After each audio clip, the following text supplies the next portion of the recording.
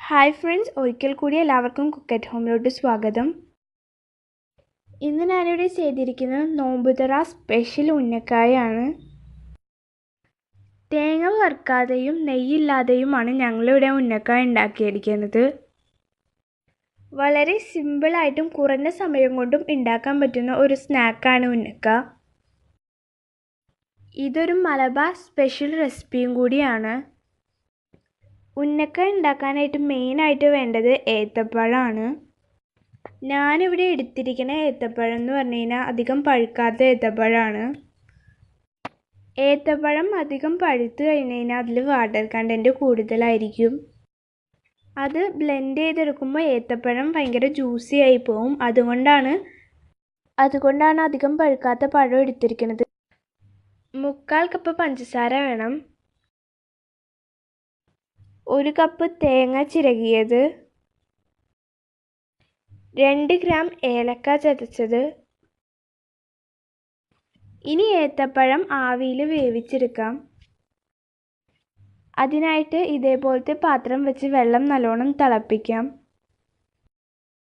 വെള്ളം നല്ലോണം ചൂടായിട്ട് തുടങ്ങുമ്പോൾ ഇതേപോലത്തെ ഓട്ടയുള്ള ഇഡ്ഡലി പാത്രം വെക്കാം. എന്നിട്ട് അതിൻ്റെ മുകളിൽ പഴം വെച്ച് പുഴുങ്ങിയെടുക്കാം. പഴം പുഴുങ്ങാൻ വെക്കുമ്പോൾ ശ്രദ്ധിക്കണം, അതിൻ്റെ ടോപ്പും ബോട്ടവും കട്ട് ചെയ്തിട്ട് വേണം പുഴുങ്ങാൻ വെക്കാൻ. പെട്ടെന്ന് ആവിയിൽ വേവാൻ വേണ്ടിയിട്ടാണ്. പഴം പുഴുങ്ങിയത് റെഡി ആയിട്ടുണ്ട്. ഇനി പഴത്തിൻ്റെ സ്കിന്ന് കളഞ്ഞിട്ട് ഏത്തപ്പഴത്തിൻ്റെ ഉള്ളിലുള്ള ആ അരി കളഞ്ഞെടുക്കാം. ഇനി ഏത്തപ്പഴത്തിൻ്റെ അരി കളയാനായിട്ട് കത്തി കൊണ്ട് പതിയെ വരഞ്ഞെടുത്താൽ മതി. അപ്പോൾ പെട്ടെന്ന് അരി ഇങ്ങോട്ട് പോന്നോളും. എല്ലാ പഴത്തിൻ്റെയും അരി കളഞ്ഞെടുത്തിട്ടുണ്ട്. ഇനി നമുക്കിത് കുഴച്ചെടുക്കാം. പഴം കൈകൊണ്ടായാലും കുഴച്ചെടുത്താൽ മതി, അല്ലെങ്കിൽ മിക്സിയിലിട്ടൊന്ന് ക്രഷ് ചെയ്തെടുത്താൽ മതി. കുഴക്കുമ്പോൾ പഴത്തിന് വാട്ടർ കണ്ടൻറ്റ് പോലെ തോന്നുകയാണെങ്കിൽ അതിലോട്ട് കുറച്ച് അരിപ്പൊടി ഇട്ട് കുഴച്ചെടുത്താൽ മതി. പഴം നല്ലോണം ബ്ലെൻഡ് ചെയ്തെടുത്തിട്ട് ബോൾ ഷേപ്പിലാക്കാം. പഴം നല്ലോണം സോഫ്റ്റ് ആയിട്ടുണ്ട്. ഇനി നമുക്ക് ഉന്നക്കക്ക് വേണ്ട ഫില്ലിംഗ് ഉണ്ടാക്കാം. ഒരു ബൗളെടുത്ത് നേരത്തെ ചിരകി വെച്ച 1 കപ്പ് തേങ്ങ ചേർക്കാം.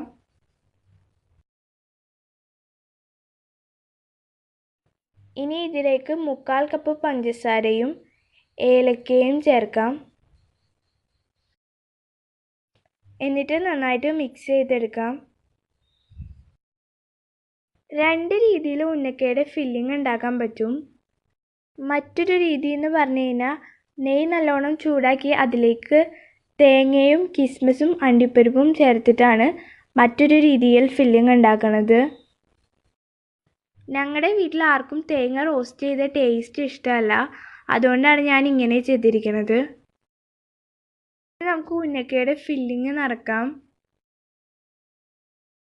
ഇനി പഴം എടുത്തിട്ട് ബോൾ ഷേപ്പാക്കിയിട്ട് നല്ലോണം പരത്താം.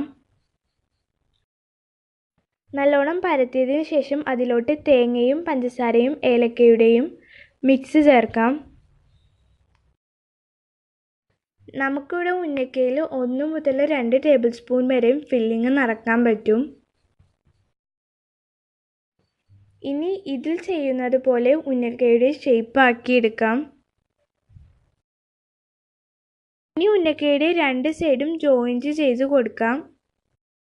നന്നായിട്ട് ജോയിൻറ്റ് ചെയ്യണം, അല്ലെങ്കിൽ ഫ്രൈ ചെയ്തെടുക്കുമ്പോൾ പൊട്ടിപ്പോരാൻ സാധ്യതയുണ്ട്. ഇനി നമുക്ക് ഉന്നക്ക ഓവൽ ഷേപ്പ് ആക്കിയെടുക്കാം.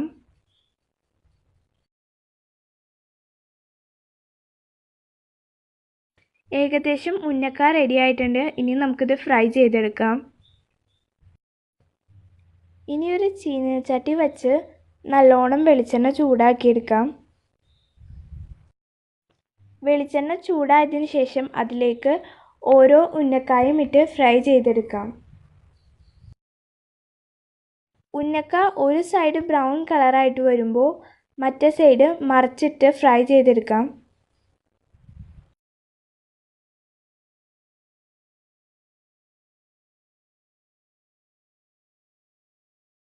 ഉന്നക്ക ഏകദേശം റെഡി ആയിട്ടുണ്ട്. നമുക്കിനി ഇതൊരു വൈറ്റ് പേപ്പറിലോട്ട് മാറ്റാം.